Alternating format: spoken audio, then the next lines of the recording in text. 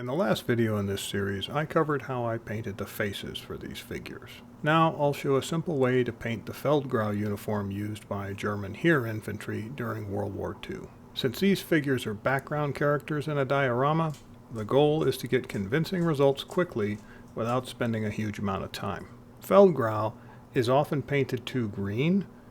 In reality, it usually reads more gray with a subtle green tone, and it varied quite a bit depending on dye lots, wear, and fading. I started by painting the basic field gray color using field gray from WWII. At 1/35th scale, it's usually better to start slightly lighter than you think because washes and shading will darken it later. For the undershirt, I use a dark green camo color, also from WWII. Now don't panic if the uniform looks a bit too gray at first.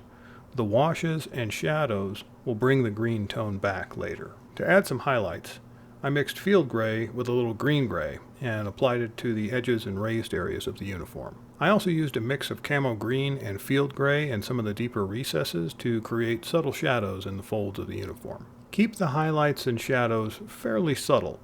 Too much contrast can make the uniform look a bit cartoonish at this scale. For the buttons and belt buckle, I used flat aluminum paint. The leggings are painted with German beige, and I used grim brown or medium brown for the legging straps. For the boots and Y straps, I used smoke black. For the rank and other small details, you can paint them by hand, but in this case, I used decals from Tamiya for the collar tabs, epaulets, and belt buckle to help enhance the appearance of the figure. Once everything was painted, I applied a military shader wash from the Army painter to the uniform and the leggings, and I used a dark tone wash for the black leather. This helps settle into the folds and add some extra depth to the sculpt. Once the shadows and highlights are in place, the uniform should read as Feldgrau from a normal viewing distance.